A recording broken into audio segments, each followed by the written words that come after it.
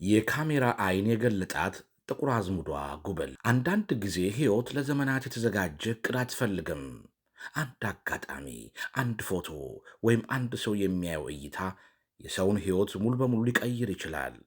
ዛሬ የምናወራችሁ ታሪክም ይህንኑ ያረጋግጣል። ከሀደሮ የገጠር መንደር የተገኘችው ጉስቁልና የተፈጥሮ ውበቷን ያልሸሸገባት የሚሊዮኖችን ቀልብ የገዛች ታዳጊ ድንገት ወደ ማኅበራዊ ሚዲያ ብቅ አለች። ታዳጊዋ ወደ ትውልድ መንደሯ በዘለቁ ተጓዦች የካሜራ አይን ውስጥ ገባች። ይህ የኢትዮጵያ መልኳ ዕድል በሯን የከፈተችላት የጥቁር ፈርጧ የኤልሳቤጥ ደስታ አስደናቂ የሕይወት መስመር ለውጥ አጋጣሚ ነው። ጤና ይስጥልን ውድ የመሴቱ ቤተሰቦች፣ በዛሬው ዝግጅታችን ከደቡብ ኢትዮጵያ ከምባታ ሀደሮ መንደር የተገኘችው የጥቁር ውቧ ኤልሳቤጥ አዲስ የሞዴልነት ምዕራፍ ልነግራችሁ ወደናል። የጥቁር ፈርጧን ኤልሳቤጥን አስደናቂ የሕይወት ለውጥ አጋጣሚ በመቃኘት ለደቂቃዎች አብራችሁን ቆዩ። ይህ መሴቱ ዳይ ነው።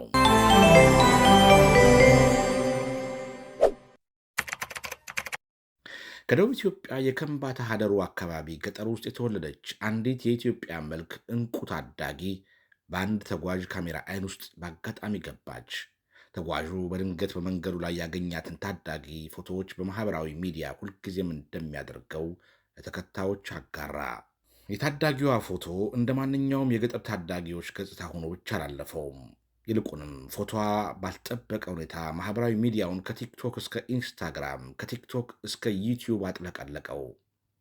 ታዳጊዋ በሚሊዮኖች ዘንድ ያለ ልዩነት የገጠር ኑሮ ያልሸሸገው የተፈጥሮ ውበቷ ገኖ በመውጣት መነጋገሪያ ሆነች። ይህች ታዳጊ ኤልሳቤጥ ደስታ ትባላለች።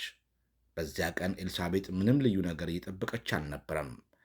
እንደ ሌሎች የገጠር ታዳጊዎች በትውልድ መንደሯ መደበኛ እንቅስቃሴ ላይ ነበረች። የከተማ ሕይወትን አታውቅም። የፋሽን ዓለምንም አልተለማመደችም። ነገር ግን ተፈጥሮ የሰጣት ውበት፣ የፊቷ ገጽታ፣ የአይኖቿ ጥልቀትና የቁመናዋ ልዩነት ለማንም የማይደበቅ ነበር። በዚህ ጊዜ የጉዞ አድዋ ቡድን ለጉብኝት ወደ አካባቢው ደርሶ ነበረ። ከቡድኑ ጋር የነበረው ፎቶግራፈር ምስክር ከበደ በአጋጣሚ ኤልሳቤጥን ተመለከተ። ይህን ጊዜ ግን እነዚያ ፎቶዎች የአንዲትን ልጅ የወደፊት ሕይወት እየጻፉ እንደነበረ እርግጠኛ አልነበረም ምስክር። ፎቶዎቹ በማኅበራዊ ሚዲያ እንደተለጠፉ ግን ያልተጠበቀ ነገር ተከሰተ። በጥቂት ሰዓታት ውስጥ ሺዎች ተመለከቷቸው። ከዚያ መቶ ሺዎች በመጨረሻ ሚሊዮኖች ኤልሳቤጥን ደጋግመው በመመልከት በውበቷ ተደመሙ። በኤልሳቤጥ ውበት የተደመሙ ሰዎች አንድ ነገር እየደጋገሙ ይጽፉ ጀመር። ይህ እውነተኛ ተፈጥሯዊ ውበት በአንዲት ገጠር መንደር ተደብቆ መቅረት የለበትም የሚል። በኤልሳቤጥ በኩል የኢትዮጵያ ውበት ለዓለም ሊታይ ይገባል በማለትም ታዳጊዋ ሞዴል መሆን አለባት የሚል ግፊት ተጀመረ። ይህ የብዙዎች መሻት ወደ ኤልሳቤጥ መንደር ዘልቆ የተለያዩ ሰዎች እና ቡድኖች ኤልሳቤጥን ለመፈለግ ተነሱ። ከቤተሰቧ ጋር የተወያዩ፣ ትምህርቷን እንዳትተው የሙያ ጉዞዋም በአግባቡ እንዲመራ የሚያስችል ድጋፍ ለማድረግ ተስማሙ። በመጨረሻም ባለቀና ልብ ወጣቶች ከቤተሰቿ ጋር ተማክረው ኤልሳቤጥን ከሀደሮ ወደ አዲስ አበባ መጧት። ከዚያም የመጀመሪያዋን ፕሮፌሽናል የፎቶ ቀረጻ አደረገች።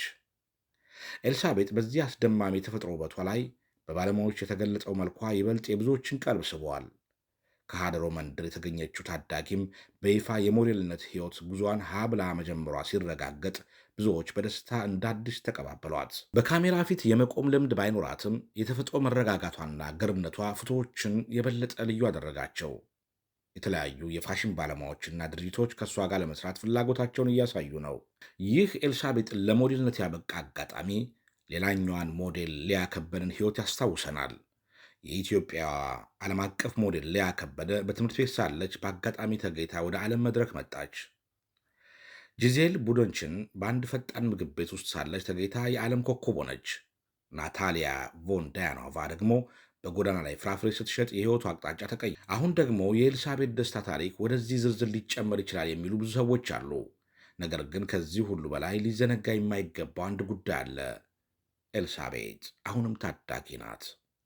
የሞዴሊንግ ስኬት ከትምህርቷ ከስነ ልቦናዋና ከደህንነቷ በላይ መሆን የለበትም።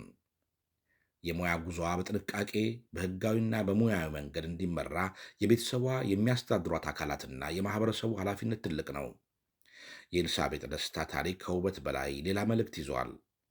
አንዳንድ ጊዜ ትልቁ አልማዝ በከተማ ብርሃን ውስጥ ሳይሆን በገጠር አፈር ውስጥ ተደብቆ ይገኛል። አንድ ዕድና አንድ ሰው የሚያይ አይን ብቻ ያስፈልገዋል። ለኤልሳቤጥ ደስታ ይህ ጉዞ ገና መጀመሪያው ነው።